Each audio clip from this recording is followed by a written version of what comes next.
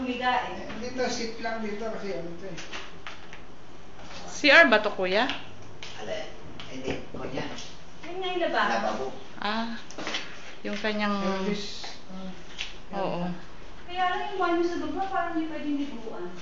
Saan? Parang uuntog ka lang dito. Saan? Ay, hindi.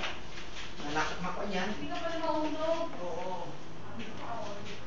Yung isa, nakakita mo doon. Doon yan. Nakasan po. Yung isa.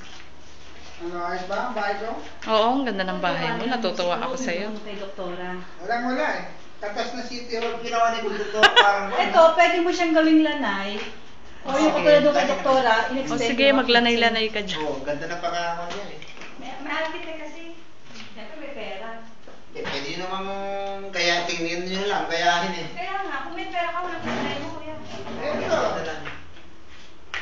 Ito, dollar air na. Sila peso lang. Ito, dollar air na. Sino?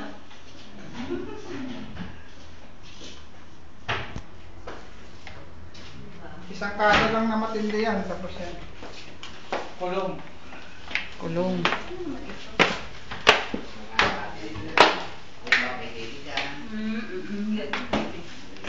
Sige, sige mo habang umaakyat. Ito, ang isang room. Yan. Yun ang aircon. Ang kasama mo dito sa ano? Cabinet. Meron siyang chair. Ito malaki rin eh, pang queen size, king size to eh, no? Yan ang cabinet niya. Malaki. Ganda. Sabihin mo ito, banyo sa second floor. Ito ang CR niya sa second floor.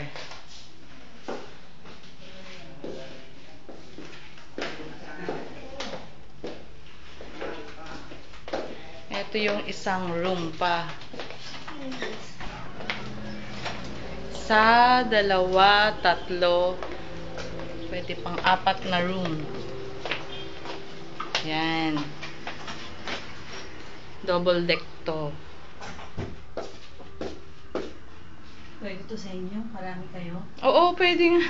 Marami kayo? Kasi ayaw nga maghiwa-hiwala yung mga bakla. Gusto ito yung katulad magsama-sama. doon kay doktora doon na sinasabing parang pinaka-receiving lang. Yan ang terrace. Pwede pang extend at lakihan. Ayan ang sakayan. Paglabas mo lang ng gate. Ito yung sinasabi doon kay doktora, nagpagawa siya ng parang pinaka-receiving. Oo. Yan mo ng TV dyan, para entertainment, ano,